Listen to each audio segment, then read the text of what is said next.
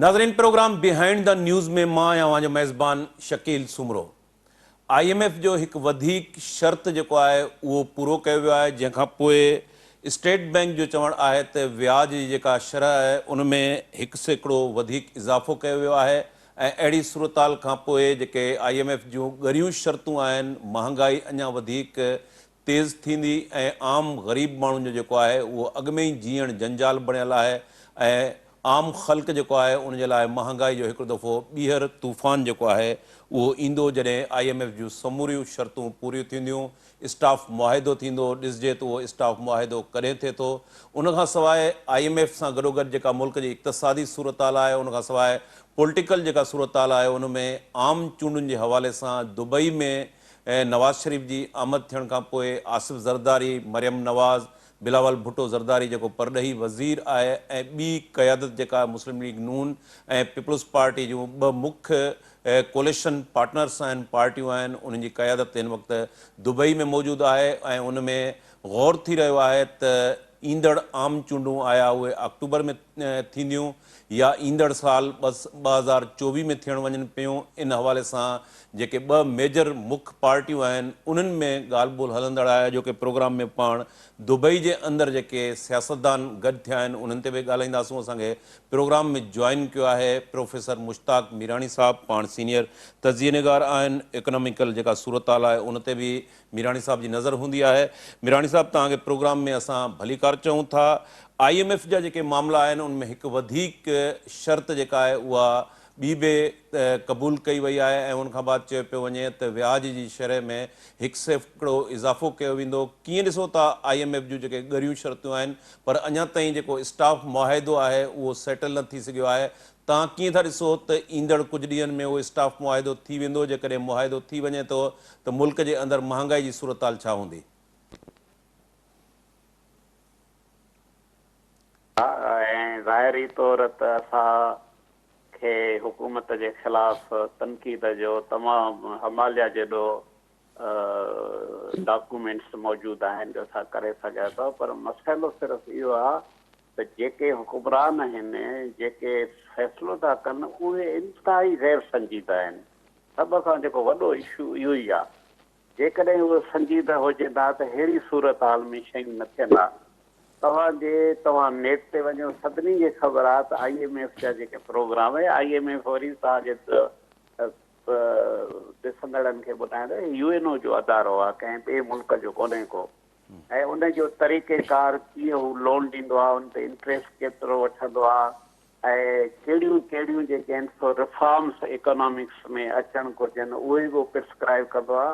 त ईअं खणी चयो त का नई ॻाल्हि कोन्हे का जो माण्हू IMF खे to be fair with any person, इख़्लाक़ियात जो त इहो ई आहे त हर इंसान खां फेयर हुजे, त को टू फेयर विथ IMF उनजी का नई ॻाल्हि कोन्हे। सॼी जान खे ख़बर आहे। ऐं तव्हांखे ख़बर आहे त UNO जा अदारनि जी पहिरीं शर्त इहा आहे त ट्रांसपेरेंट हुजनि, माना उहा जेको कुझु हुजे नेट ते पंहिंजा उसूल रूल्स रेगुलेशन कनि। तंहिंजे करे पाकिस्तान जे जेके हुकुमरान आहिनि उनखे बि ख़बर आहे त IMF जे इहे शयूं आहिनि जेको न कंदासीं। मिसाल हिन खां पहिरियों 1% खां जेका तव्हां न्यूज़ ॿुधाई, हिन खां पहिरियों ई हुननि चयो त बाबा तव्हां वर्ल्ड ट्रेड ऑर्गेनाइज़ेशन जा सिग्नेटरी आहियो। वर्ल्ड ट्रेड ऑर्गेनाइज़ेशन माना त बिज़नेस।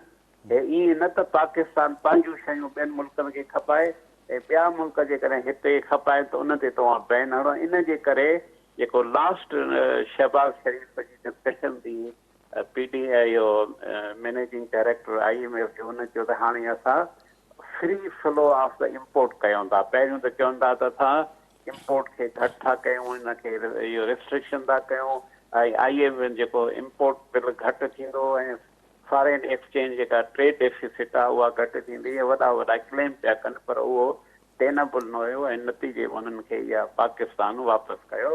त चवण जो रुगो मक़सदु आहे त असांजे जेके बि हुकुमरान हिन ते वेठा आहिनि, जेके हिन वक़्तु हुकूमत कनि था, उनखे सॼी ख़बर आहे डिजन इन जे करे था त अहिड़ी सूरत हाल न थिए जो माण्हू सभु रोडनि ते अचनि ऐं असांजी हुकूमत ख़तमु थी वञे। मीरानी साहब, हिकिड़ो ॿियो बि IMF जो शर्त आहे $6 अरब जो परॾेही फिनांसिंग जे हवाले सां उन में इहो चयो वियो आहे त जेके दोस्त मुल्क आहिनि पाकिस्तान जा, चीन, सऊदी अरब, UAE, उन्हनि खां परॾेही जेका आहे फिनांसिंग वरिती वञे। तव्हां सम्झो था त IMF जो जेको बार बार इहो ज़ोर आहे, उन में दोस्त मुल्क पाकिस्तान जी फिनांस करे सघनि था, फिनांसिंग करे सघनि था? पहिरीं ॻाल्हि त IMF जो जेको इहो पॉइंट आहे वियो आहे त भई ठीकु आहे, तव्हां असांखां 1 अरब या 2 अरब त वठंदव फारिग ताईं, पर क्वेश्चन इहो आहे त तव्हांखे जेका जून ताईं जेका पेमेंट करणी आहे लोन जे शिकिल जेका वरिती अथव हुनखे वापसि कंदो, जिन जिन खां तव्हां वरिती आहे हुन लाइ तव्हांखे 6 अरब डॉलरनि जी तव्हांखे पैसा ॿियनि खे करणा आहिनि। इहा बि तव्हांखे ख़बर आहे, जेकॾहिं न कंदव त तव्हां डिफॉल्ट थींदव।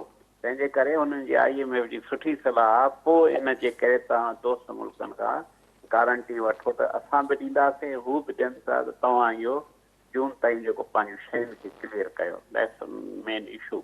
मीरानी साहब, तव्हां छा था सम्झो त 3 जून ताईं स्टाफ जेको मुआहिदो आहे उहो थी वेंदो, छाकाणि त पाकिस्तान जी जेको नाणे वारे वज़ीर इसहाक डार चयो आहे त इम्कान इहे आहिनि त 30 जून ताईं इहो स्टाफ मुआहिदो थी वञणु घुरिजे? मां सम्झंदा मोस्ट प्रोबेबली, छाकाणि 100% नथा वर्ड यूज़ कयूं, मोस्ट प्रोबेबली माना इम्कान आहे त इहो थी वेंदो।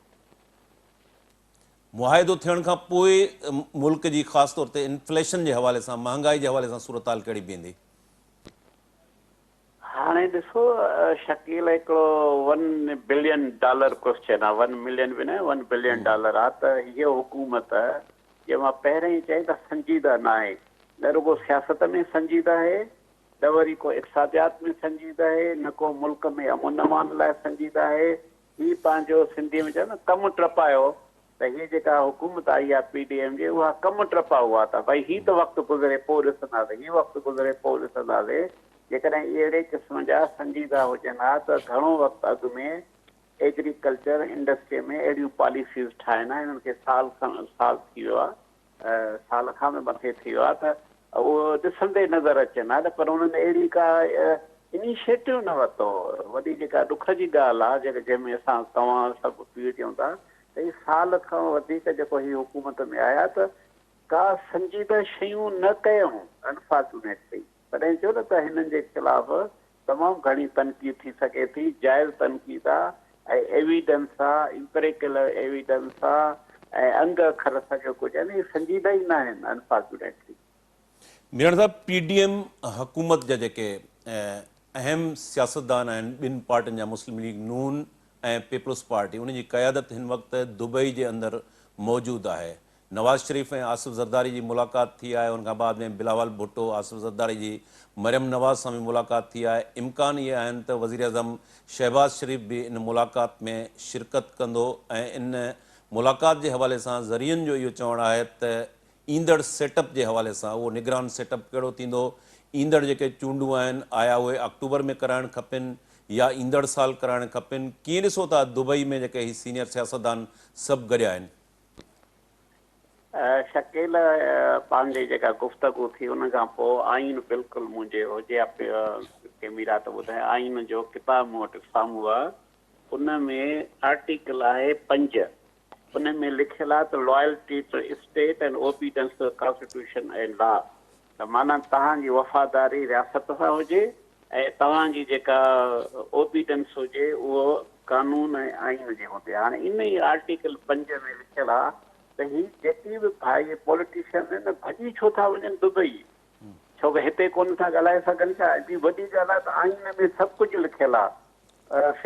18th अमेंडमेंट खां पोइ शकील सभु कुझु उन में लिखियलु आहे, स्ट्रीम लाइन थियल आहे, तरीक़ेकार ॿुधायो आहे त भई जीअं 5 सालनि जी हुकूमत ख़तमु थी त न्यू इलेक्शन कराइणी पवंदी। जेकॾहिं कंहिं सूबे में वक़्त खां अॻु या फेडरेशन में वक़्त सां अॻु जेकॾहिं असेंबली टुटनि थियूं त उन्हनि खे 19 डेज़ में जेको आहे इलेक्शन कराइणी आहे। इलेक्शन जेको आहे सो इलेक्शन कमीशन कंदी, कराईंदी। उन खां पोइ कोड ऑफ एथिक्स आहे, मतिलबु ऑलमोस्ट सभु आहे। त उनजे बावजूद बि तव्हांखे ख़बर आहे, असां पंहिंजी ॻोठाणा आहे त सिंधीअ में इहे छा आहे, कननि जूं ॻाल्हियूं हूंदियूं आहिनि न। तव्हां मूंसां ॻाल्हि कई, हुननि सां ॻाल्हि कई, ऐं इहो बिज़ात ख़ुदि जमहूरियत जे ख़िलाफ़ु आहे। तव्हां अहिड़े क़िस्म जो माहौल था ठाहियो, अहिड़े क़िस्म जो जेको आहे कंहिं एक्ट में आहे त बिज़ात ख़ुद इहो आइन जे बि ख़िलाफ़ आहे ऐं जमहूरियत जे बि ख़िलाफ़ आहे ऐं सियासी कल्चर जे लाइ बि ख़िलाफ़ आहे। तव्हांखे क़ौमी असेंबली आहे न, उन में आइन तव्हांजे किताब साम्हूं लॻो पियो आहे, उन में क्लियर कट जेको आहे जीअं आइन चए थो तीअं इलेक्शन करायो। जॾहिं 5 साल इहो मुदो पूरो थी वेंदो त पोइ बाक़ी ॿियनि मुल्कनि में वञी तव्हां इहो था कयो, छा मैसेज ॾियनि था चाहिनि मीरानी पाकिस्तान जे साहब, हिते माण्हुनि में? पाकिस्तान जी जेका पॉलिटिकल हिस्ट्री आहे उन में आइन ते केतिरो अमल दरामद थियो आहे इहो बि हिकिड़ो सवालिया निशान आहे। जेका कानून साज़ी थिए थी उन ते केतिरो इम्प्लीमेंट थिए थो कानून साज़ इदारनि मां, इहो बि सवालिया निशान आहे।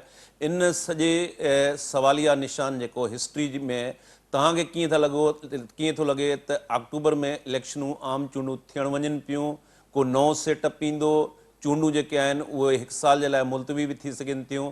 अवां कीअं ॾिसो था जेका पॉलिटिकल सिचुएशन आहे हिन वक़्तु? मुंहिंजो जेको अंदाज़ो आहे, अनुमान आहे या फोरकास्टिंग इहो ई आहे त अहिड़े क़िस्म जा जेके तरीक़ेकार सां ही अञा वधीक आइन जी भञकड़ी कंदा, अञा वधीक ह्यूमन राइट्स जी वायोलेशन कंदा, अञा वधीक जेको आहे इलेक्शन कमीशन जे जेके रूल्स रेगुलेशन खे तबाह कंदा ऐं वधीक धुबण में हिननि जा पेर वेंदा। का जस्टिफिकेशन कोन्हे। शकील मूं सॼो आइन मां पढ़ियो आहे, ॿियनि दोस्त पढ़ियो, मां वकील त न आहे पर मुंहिंजी ज़िमेवारी आहे त हिकिड़े इनलाइटेड सिटीज़न जे तौर त उन जंहिं मुल्क आइन आहे उनजे तहत तव्हांखे ख़बर आहे त आइन supreme law of the land हूंदो आहे। त उन खां पोइ त ही वधीक धुबण में ईंदा, माना वधीक पाकिस्तान जो जेको मुल्क आहे न उहो वधीक मुआशी तबाही ॾांहुं वेंदो ऐं सियासी तबाही ॾांहुं वेंदो, माण्हू बदज़न थींदा, अमन अमान थींदो।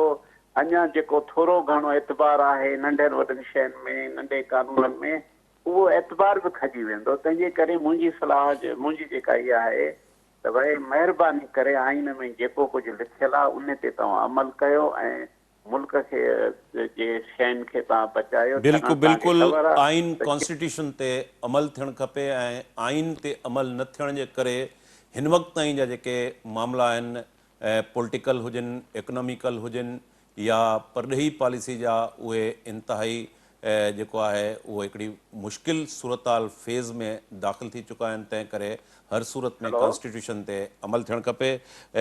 प्रोफेसर मुश्ताक मीरानी साहब, तव्हांजी महिरबानी। नाज़रीन, हिते हिकिड़ो नंढो कमर्शियल ब्रेक वठूं था, ब्रेक खां वापसी ते प्रोग्राम खे कंटिन्यू कयूं था।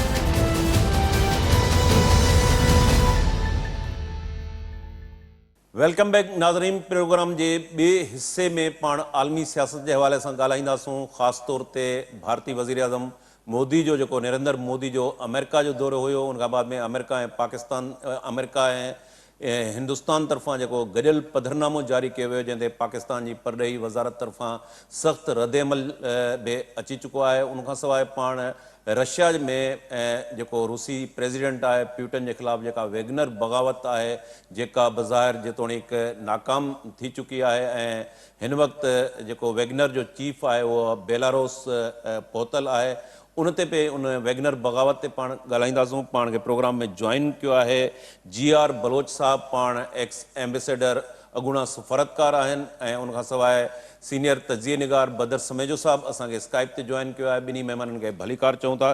शुरू कयूं था GR बलोच साहब खां। बलोच साहब, नरेंद्र मोदी जो जेको अमेरिका जो दौरो आहे ऐं उनखां बाद में अमेरिका ऐं भारत तरफ़ां गॾियल पधरनामो बि जारी कियो वियो, उन ते पाकिस्तान जी परॾेही वज़ारत तरफ़ां सख़्तु रद्दअमल बि ॾिसण में आयो। कीअं ॾिसो था नरेंद्र मोदी जो हिन जेका आलमी सूरताल में तेज़ी सां तब्दीलियूं अचनि थियूं पियूं, उन में अमेरिका जो दौरो मोदी जो, उनखे अवां कीअं था ॾिसो? नरेंद्र मोदी जो ही ॿियो दौरो आहे जेको अमेरिका में आहे। पहिरियां जॾहिं ट्रम्प हुयो तॾहिं बि हुयो ऐं वरी हींअर बाइडन। उन वक़्तु रिपब्लिकन पार्टी हुई ऐं हींअर डेमोक्रेटिक पार्टी आहे।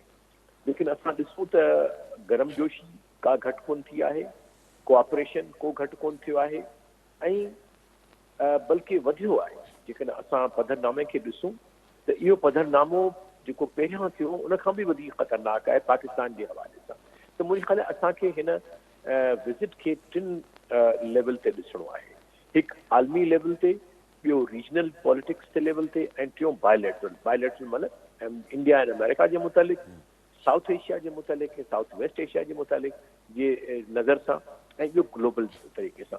सो मां ग्लोबल खां स्टार्ट कंदुसि त बेसिकली अमेरिका जो हिन वक़्तु जेको सॼो फोकस आहे उहो चाइना खे कंहिं तरह सां न्यूट्रलाइज़ करणो आहे, हुनजी वधंदड़ ताक़त खे, हुनजे वधंदड़ असर खे, हुनजी वधंदड़ क्लाउड खे चेक करणो आहे। ऐं उन लाइ इंडिया खां वधीक बहितर उन्हनि खे का बि अहिड़ी कंट्री नथी नज़र अचे, उनजे साइज़ जे लिहाज़ सां, उनजे पॉलिटिक्स जे लिहाज़ सां, ऐं हुनजी जेका हीअं लीडरशिप आहे, डॉक्ट्रिन आहे जेको उन्हनि जो, उन हवाले सां आई थिंक इंडिया मुकमिल तरह सां उन डेफिनेशन में अचे थो जंहिंमें उहो अमेरिका जा इहे जेके इंट्रस्ट आहिनि ग्लोबल उहे सर्व करे सघे थो। इन करे त चाइना ऐं इंडिया जी पाण में 2019 खां वठी जेके हलनि पियूं उनखां पहिरियां बि ऑफकोर्स जेके थियूं आहिनि लड़ायूं, लेकिन जेके टेंशन बॉर्डर जा आहिनि, ऐं इंडिया साइज़ जे लिहाज़ सां बि चाइना जे बराबरि आहे, पॉपुलेशन जे लिहाज़ सां बि, ऐं टेक्नोलॉजिकली बि कंहिं हद ताईं उन लेवल ते आहे त जेकॾहिं हू चाइना खे मुकमिल तरह सां डी कपल कनि था, the way they are saying, although हाणे चवनि था असां डी कपल न कंदासीं, उनखे डी रिस्क कंदासीं, पर कनि था, पोइ बि हू इंडिया ते हू डिपेंड करे सघनि था त उहो जेको टेक्नोलॉजी हवाले सां या जेका मिडल टेक्नोलॉजी जेका चाइनीज़ ॾींदा हुआ उहा इंडिया टेक ओवर करे सघे थो पियो। पोइ अचे असां रीजनल हवाले सां, साउथ एशिया में ऑब्वियसली इहो इन में इन सां गॾियल आहे साउथ चाइना सी, उन में गॾियल आहे ताइवान, ऐं ॿी ॻाल्हि इम्पोर्टेंट आहे त साउथ एशिया ऐं साउथ वेस्ट एशिया। हींअर असां ॾिठो त गुज़िरिया सालनि खां वठी साउथ वेस्ट एशिया माना त जेके मिडल ईस्ट जो इलाइक़ो आहे, जंहिंमें सऊदी अरब आहे, UAE आहे, इहे इलाइक़ा इराक ऐं इहे वीचारनि जी ॻाल्हि करणु न घुरिजे, छाकाणि जो त जॻहनि में ई तबाह बर्बाद थिया आहिनि, जेके बि अमेरिका पाण ई इनिशिएट कया हुआ, उहे हाणे हिकु लिहाज़ सां पंहिंजी हिकिड़ी इंडिपेंडेंट पॉलिसी रखणु चाहिनि था पिया। उन्हनि जा तालुकात चाइना सां वधी विया आहिनि, उनजा तालुकात रशिया सां वधिया आहिनि, यूरोपियन यूनियन सां वधियल आहिनि। त उन पस मंज़र में इंडिया जो बि हिकिड़ो रोल थी थो वञे साउथ वेस्ट एशिया में ऐं साउथ एशिया में। ऐं साउथ एशिया में वरी अचूं था त हिकु तरफ़ अफ़गानिस्तान आहे जेको अञा ताईं विगोड़ जो शिकार आहे तालिबान खां पोइ, पाकिस्तान आहे त हाणे हुन में हिकिड़ी तमामु वॾी गैप अची वियो आहे, वॾो हिकिड़ो तज़ाद अची वियो आहे पाकिस्तान ऐं अमेरिका जी कम्युनिकेशन जे हवाले सां, ग़लतफ़हमियूं अफ़गानिस्तान जे हवाले सां। इन खां पहिरियां जेको अलक़ाइदा जो लीडर उनखे अगरि तबाह ते मारियो वियो, इहे सभु ॻाल्हियूं जेके जुड़ियल हिक ॿिए सां आहिनि, उन में हिकिड़ी उहा माहौल न रहियो आहे। लिहाज़ा ग्लोबल लिहाज़ सां, रीजनल लिहाज़ सां ऐं बायलैटरल लिहाज़ सां of course I have to comment त बायलैटरल लिहाज़ सां बि इंडिया जी वॾी मार्केट आहे, 1.4 बिलियन जी मार्केट आहे। मिडिल क्लास जेको आहे तक़रीबन 200 खां 300 मिलियन जेको आहे सो थी चुको आहे उन्हनि जो, ऐं सर्जिंग आहे। ऐं ॿियो मोस्ट इम्पोर्टेंटली तक़रीबन 4 खां 5 लख इंडियन आहिनि जेके अमेरिका में रहनि था, ऐं हींअर काफ़ी उन मां काफ़ी सारा जेके आहिनि CEOs आहिनि इम्पोर्टेंट कंपनीज़ जा, वाइस प्रेसिडेंट जेका आहे तंहिंजी बि हिकिड़ी डिसेंट जेका आहे सा इंडियन आहे। सो हिकिड़ो माहौल अहिड़ो पॉज़िटिव आहे, हिकिड़ो फेवरेबल आहे इंडिया लाइ, इंडिया अमेरिका रिलेशनशिप लाइ। सो इट इज़ नेचुरल त जो कुझु असां ॾिसूं पिया था उहो असांखे नज़र आयो आहे। जी बदर साहब, बलोच साहब जूं लोकल बायलैटरल जेको ग्लोबल सूरत हाल आहे, ख़ासि तौर ते अमेरिका ऐं चीन जे हवाले सां जेको अमेरिका चीन जो कॉन्फ्लिक्ट आहे, उन ज़ाहिर आहे त अमेरिका जी इहा कोशिशि हूंदी त चीन खे काउंटर कजे ऐं इंडिया जे लाइ स्पेस क्रिएट कजे। पर हीउ जेको मोदी जो दौरो थियो, स्पेशली जेकॾहिं पाण पाकिस्तान सां उनखे लिंक कयूं त जेको गॾियल पधरनामो आहे अमेरिका ऐं भारत जो, तो उन हवाले सां हिते सख़्तु जेको आहे रद्दमल में साम्हूं आयो आहे। कीअं ॾिसो था अवां मोदी जे दौरे खे, अमेरिका जे दौरे खे? महिरबानी शकील साईं, मां जेतोणीकि सॼी दुनिया ॾिसे पई त जंहिं अंदाज़ सां मोदी खे वेलकम कयो वियो आहे, इहा ॻाल्हि बिल्कुलु दुरुस्त आहे त अॻे जी भेट में वधीक उनखे उनजे दौरे खे वधीक अहमियत ॾिनी वई आहे। ऐं तव्हां ॾिसो त कंहिं मिसाल न सिर्फ़ु अमेरिका जी तरफ़ां पर ख़ुदि हिंदुस्तान जे तरफ़ां बि अहिड़ा जर्नलिस्ट गॾु मोकिलणु या उते जेके जर्नलिस्ट मिसाल 10-15 माण्हू किथे ॾिसनि था त उन्हनि खां अलॻि अलॻि इंटरव्यू वठण त तव्हां छा था सम्झो मोदीअ लाइ हिकिड़ो मोदी खे बिल्कुलु अहिड़े ई तरह जी हिमायत जी प्रोपेगेंडा हासिल आहे जीअं असांखे असां वटि कुझु सालनि खां कंहिं ख़ासि माण्हूअ खे हासिल हुई ऐं तव्हां हुनजो नतीजो बि ॾिठो। तंहिंजे करे मां ईअं सम्झां थो त हे जेको मोदी जेको साईं जी ॻाल्हि बिल्कुलु दुरुस्त आहे त यकीनन अमेरिका खे ज़रूरत आहे हुनजी, पर मां ईअं सम्झां थो जंहिं अंदाज़ सां मोदी खे प्रोमोट कयो वियो आहे at the end of day इहो हिंदुस्तान खे ख़ुदि केतिरो नुक़सान थो ॾिए इहो बि हिकिड़ो सुवालु आहे। तव्हांखे ॾिसो अमेरिका जी फॉरेन पॉलिसी अमेरिकन प्रिसीशन ते मुंहिंजी नज़र में प्रिसीशन ते बिलीव न रखंदा आहिनि। अमेरिकन्स ॾाढा ॾाढा तकड़ा आहिनि। तव्हांखे अमेरिकन्स जी उहे ॾींहं बि न विसारणु खपनि जॾहिं पहिरियों दफ़ो रोनल्ड रेगन सां रशीद दोस्तम या मुख़्तलिफ़ जेके फाइटर्स हुया जेके those fighting against Russia USSR जे जेके विढ़नि पिया उनखे जंहिं महिल हुन ॾिठो हुयो रेगन हुन चयो त मां हिननि खे ॾिसी मूंखे अमेरिकन्स या फाउंडिंग फादर्स था मूंखे यादि अचनि त ही एतिरी अहमियत जा हामिल आहिनि जेतिरो हू अहमियत जा हामिल आहे जंहिं अमेरिका खे आज़ादु ॾियराई ऐं हीअ अफ़गानिस्तान जी आज़ादी लाइ कोशिशि पिया कनि। इहो सभु कुझु हुननि खे लेक्चर इन जे लाइ पियो ॾिनो वञे या इन तरह जा बयान इन जे करे ॾिना विया हुआ त जीअं कहिड़े बि तरीक़े सां USSR खे डिसइंटीग्रेट कजे, जंहिंमें हू कामयाब बि थिया यकीनन, पर उनजा नतीजा छा निकिता? ही ख़ितो अॼु ताईं उनजा नतीजा भोगे रहियो आहे। अॼु ताईं मिलिटेंसी सूरत में असां उनजा नतीजा भोगे रहिया। हाणे मां अचां थो हिंदुस्तान ते छा जॾहिं मोदीअ खे एतिरो मथे बीहारियो वियो आहे त छा असां खां इहा ॻाल्हि विसरी थी वञे त मोदी खां जॾहिं साबरीना नाले हिकिड़ी जर्नलिस्ट सवाल थी करे त उन जो ट्विटर ते ट्रोल कयो वियो आहे उनखे ऐं वॾी तनक़ीद जो निशान हुन ते बणायो वियो आहे त भई हिन मोदीअ खां इहो सवाल छो कयो आहे। मोदीअ खां हुन कहिड़ो सवाल कयो त तव्हां जमहूरियत जी दावा था कयो जॾहिं त ख़ुदि हिंदुस्तान में माइनॉरिटीज़ ऐं स्पेशली मुस्लिम सां जेको जेको वैल वहायो थो वञे जेके उन सां हालतूं मुख़्तलिफ़ गाओ रक्षा अलाए छा छा मुख़्तलिफ़ क़िस्म जा या return home coming back home यानी जेके माण्हू कन्वर्ट थी चुका उनखे ॿीहर चवंदा त हिंदू बणायो या ख़ुदि जेको आहे उहो ईस्टर्न साइड में छा थियो जॾहिं ख़ुदि जेके उतां जा 7 सालनि खां या 70-80 साल खां रहंदड़ माण्हू आहे राति विच में उनजी शहरियत ख़तमु कई वई। इहे सभु कहाणियूं 2002 जे मोदी जे गुजरात जे CM खां क़त्लेआम खां वठी अॼु ताईं जेको मोदी हिंदुस्तान में करे रहियो आहे उहो जॾहिं तनक़ीद थिए त को बि व्हाइट हाउस जो माण्हू उन जे बारे में ॻाल्हाइण लाइ तयारु न आहे ऐं उनखां बाद में पधरनामो थो जारी करे वञे त भई पाकिस्तान जेको आहे उहो इन्फिल्ट्रेशन बंदि करे। मां ईअं सम्झां थो त इहा हिंदुस्तान लाइ सुठी ख़बर न आहे छाजे करे जो जेकॾहिं अमेरिका तव्हां ॾिसो Modi is not the first man जेको अमेरिका लाइ ओपन अप थियो आहे। इहा ॻाल्हि सम्झणु खपे त USSR जे डिसइंटीग्रेट थियण खां पोइ यानी 1990 खां वठी इंडियन मार्केट सॼे वेस्ट लाइ ओपन थी आहे साईं, इहो ज़हन में रखो। Modi is not the first one. इहो जेको पहिरियों वाजपेयी हुयो या उनखां बाद में जेकी कांग्रेस जी हुकूमत रहे उन्हनि वापारु खोलियो हो, मोदी छड़ो वापारु न खोलियो आहे। अॼु जेकॾहिं मोदी जी वधि में वधि ज़रूरत आहे छाजे लाइ ज़रूरत आहे डेफिनेटली चाइना खे काउंटर करण लाइ।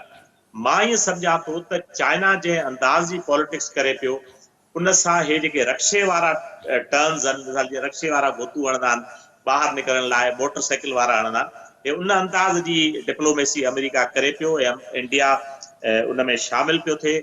मां ईअं सम्झां थो त बिल्कुलु इंडिया जी पोज़ीशन में कोन्हे त चाइना खे काउंटर करे सघे ऐं इंडिया खे ख़ुदि जेको आहे इन डिप्लोमेसी जे नतीजे में जेको अमेरिका हुन ते हथु रखियो आहे इंडिया उहा ई हालात सफ़र करे सघे थो जेके पाकिस्तान ज़ियाउलक जे डिप्लोमेसी जे करे कया। जी साईं।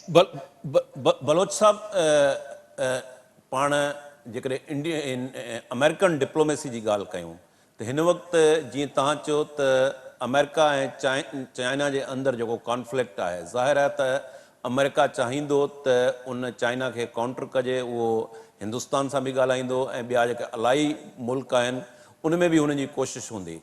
हीउ जेको रशिया जे अंदरि वैगनर जी प्रेसिडेंट प्यूटिन जे ख़िलाफ़ु बग़ावत आहे तव्हां सम्झो था त इन बग़ावत में बि किथे न किथे अमेरिका या अलाइज़ जो हथ थी सघे थो, डॉलर्स जो ई का गेम थी सघे थी, छाकाणि त हू प्राइवेट आर्मी आहे ऐं उन जे लाइ चयो पियो वञे त हर जेको गंदो कमु आहे उहो हू करण जे लाइ प्रिगोज़न उहो तयारु रहंदो। त अवां हिन जेका वैगनर वारी बग़ावत आहे उनखे हिन इंटरनेशनल जेका सूरताल आहे उनमें कीअं था ॾिसो?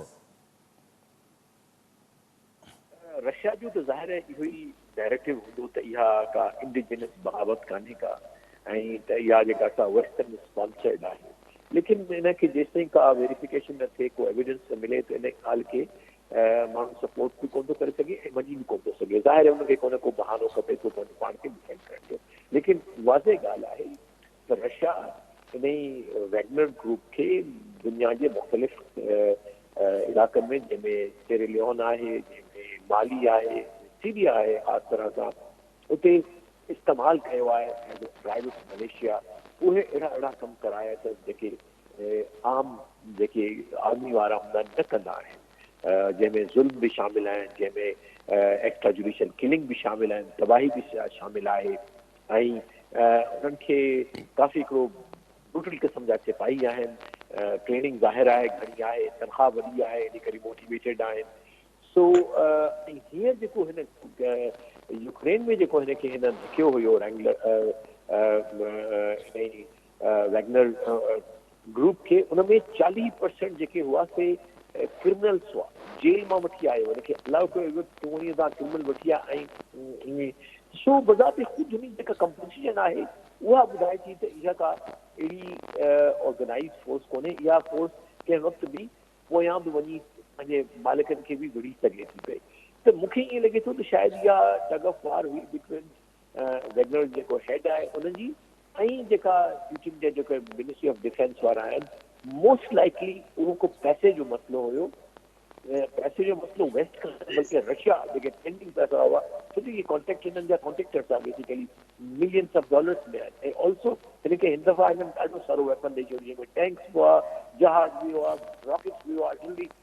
He was like almost a parallel army. त पोइ ज़ाहिर आहे उन प्राइवेट आर्मी खे तव्हां एतिरो पावरफुल करे छॾियो त उन खां पोइ रिपरकशन बि आया, असां ॾिठा त उहे आया। So, I will not buy that point of view. Russia जो ही का Western conspiracy है, basically ही कमी जड़ों का जेड़े किस्म जो प्रोडक्ट हुयो यो वैगनर ग्रुप और एक किस्म जो आउटपुट मिलो उनके उन्हें पंजे मालिकन के खिलाफ या पंजे मुल्क के खिलाफ या आर्मी के खिलाफ थी बीटो। सो बेसिकली उन्हें टारगेट थी जेके पैसा पेंडिंग हुआ या वेपन पेंडिंग हुआ वो उनके मिली गया वरी अॻियो मिशन। लेकिन हिन हिकिड़ी ॻाल्हि ज़रूरु पसंदि तव्हां छा वरी पुतिन ते एतबार करे सघो था हुनखे वेपन ॾिना वञनि वरी वञी विढ़े, उहो क्वेश्चन आहे जेको तव्हां एनालिस्ट ॾिसंदा ऐं मां ॾिसां थो सभु हली छा कंदो, छा ही सभु जेके हिननि जी पोज़ीशन आहे रशिया जी, तमामु जेके हिननि जा मलेशिया आहिनि दे विल बी इंडक्टेड इन दी आर्मी। लेकिन वैगनर अचो त नो आहे जेके आहिनि सोल्जर्स सेपरेट रखंदुसि, इंडिपेंडेंट रखंदुसि। So let's see what happens in the future. जी बदर साहब, अवां कीअं ॾिसो था प्रेसिडेंट प्यूटन जे ख़िलाफ़ जेका ही बग़ावत आहे, बग़ावत जा जेतोणीकि इल्ज़ाम वापसि वरिता विया आहिनि ऐं जेको प्राइवेट मलेशिया आहे वैगनर उनजो चीफ प्रिगोज़न उहो हिन वक़्तु बेलारूस में मौजूदु आहे, अवां सम्झो था त कंप्लीटली इन ते प्रेसिडेंट प्यूटन ज़ाब्तो आणे वरितो आहे या अवां सम्झो था त अञा प्रॉब्लम आहे किथे न किथे? शकील साईं, पहिरियों ॻाल्हि सम्झणु खपे त जेके मर्सनरीज़ सॾिबो आहे, इहे जेके हूंदा आहिनि, इहे इन जो जेको चलन आहे उहो सदियुनि खां थींदो थो अचे। चवनि था त जॾहिं मंगोलनि चाइना ते अटैक कयो त पहिरीं जेकी फोर्स हुननि खे मिली हुई हुननि खे रोकण लाइ, उहे मर्सनरीज़ हुया। उन लाइ तारीख़ ॾाढो ज़बरदस्त जुमिलो लिखियो आहे। हुन लिखियो आहे त जॾहिं उन जे साम्हूं आया हुनखे चयो त तव्हां केरु हो? चयो असां मर्सनरीज़ हो ऐं वी आर डिफेंडिंग बीजिंग, जेको तंहिं ज़माने में पीकिंग सॾींदा शायदि। त हुन खिली हुन चयो त थोरी देरि खां पोइ उहे हुन सां गॾु बीठा। अचे छो? इन जे लाइ जो हुननि खे ₹5 हुन खां वधीक ॾेई छॾिया मंगोलनि, तंहिं करे उहे मंगोलनि सां गॾु बीह रहिया। सो मर्सनरीज़ जेके हूंदा आहिनि इहे इन जो तमामु वॾो, तव्हांखे ब्लैक वाटर यादि हूंदो, जी जी मर्सनरीज़ तमामु घणा इस्तेमालु थिया, इराक में इस्तेमालु थिया हुआ। ऐं इहे जेके बि जंगियूं छाजे करे जो यूएस वटि हिकिड़ो कॉन्सेप्ट डेवलप थियो हुयो, मां थोरो बैकग्राउंड ॾियण थो जी चाहियां। जी कॉन्सेप्ट इहो डेवलप थियो त जेके उतां जा लोकल माण्हू हुआ, ख़ासि करे वियतनाम वार खां पोइ जेकी तमामु घणी प्रोटेस्ट थी हुई हुते, जंहिंजे नतीजे में वॾियूं प्रोटेस्ट मूवमेंट बि निकितियूं हुयूं। उन्हनि में इहो हुयो त भई असां जेके आहिनि उहे we are our people are not ready to go war. उन्हनि जंगनि में मोहम्मद अली किले, हिकिड़ो मशहूरु क्लासिस किले जो मोहम्मद अली बॉक्सर जो जुमिलो त भई मां उहा जंग छो विड़ां जेकी मुंहिंजी जंग ई न आहे। इहो अमेरिका में हाणे आम कॉन्सेप्ट आहे, तंहिंजे करे इहो चवण त इहो रुगो रशिया पई करे, नो, इहो मर्सनरीज़ जो इस्तेमालु तमामु घणो थींदो आहे। हाणे तव्हां चओ हिन ते रशिया में, त रशिया में कानूननि मर्सनरीज़ इलीगल एक्टिविटी आहे, पर वैगनर विकास जो जेको जो प्रोजनर्स तव्हां हेड था चओ, इन खां पहिरियों हिकिड़ो फौज जो हिकिड़ो रिटायर्ड माण्हू हो, उहो उन्हनि जो मेकर उहो हुयो, हींअर आहे। ऐं हिन जे लाइ चवनि था त हीउ जेको क्रिमलिन में ही कैटरिंग जो कमु कंदो हुयो ही माण्हू, ऐं वॾो बिज़नेसमैन आहे, ऐं हिनखे चवंदा आहिनि त प्यूटिन जो शेफ आहे। ही छा कजो उन्हनि खे कैटरिंग जी सर्विस प्रोवाइड कंदो।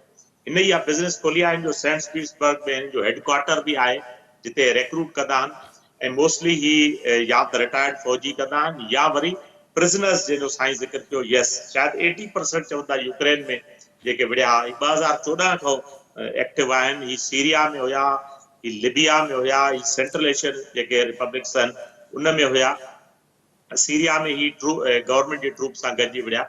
ॿियो इहो त बिल्कुलु इहा ॻाल्हि दुरुस्त आहे त बिकॉज़ हिननि ते जेको कोड थींदो आहे वार जो, उहो हिननि ते ॼण अहिड़े नमूने डायरेक्टली अप्लाई नथो थिए। तंहिंजे करे ही जेके वार जा प्रिज़नर आहिनि उन्हनि खे मारण जे लाइ जा बि हिननि ते इल्ज़ाम आहिनि, या मुख़्तलिफ़ अहिड़नि कमनि जा जेके ट्रेडिशनली जेके रेगुलर आर्मी आहे उहो नथी करे सघे। बाक़ी इहा ॻाल्हि ईअं चवण त ही सिर्फ़ु कनि था, सॼी दुनिया में इहो थींदो आहे। अमेरिका में इन खां तमामु घणो इहो कॉन्सेप्ट आहे, ऐं मां इहो सम्झां थो त अॼु जी तारीख़ में इनखे ख़ुदि इहे चवण थी, बग़ावत आहे, इहा नंढे लेवल ते चपकलिश हुई between the army and the mercenary. It was not मतलब प्रोलॉन्ग टू प्यूटिन जे ख़िलाफ़, पर प्यूटिन उनखे आयरन हैंड सां इन जे लाइ ॾिठो बिकॉज़ यूक्रेन सां हिकिड़ी ॻाल्हि सम्झणु खपे, यूक्रेन जे वार जे पोयां जेको कॉन्सेप्ट आहे उहो इहो आहे त रशिया नथो चाहे त नेटो जेकी आहे उहा रशिया जे बॉर्डर ते अचे।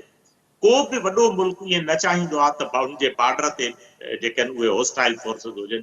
रशिया ईअं करे न थियणु ॾींदो। ऐं यूक्रेन जे मामले में दे आर वेरी सेंसिटिव, तंहिंजे करे जेको बि मामिलो थींदो उहो उनखे कोशिशि कंदा त उनमें ॾींहं विच ते न पवे, उनखे उते ई ख़तमु करे छॾनि। ऐं ही बि उन ई सिलसिले जी हिकिड़ी कड़ी आहे। जी साईं। जी नाज़रीन, हिते प्रोग्राम जो वक़्तु पुॼाणी के पहुतो। GR बलोच साहब, बदर समेजो साहब, पहिरें हिस्से में असांखे प्रोफेसर मुश्ताक मीरानी साहब जॉइन कयो। टिनी महिमाननि जी महिरबानी। नाज़रीन, ईंदड़ प्रोग्राम ताईं पंहिंजे मेज़बान शकील सुमरो खे इजाज़त ॾींदा। अल्लाह भाई।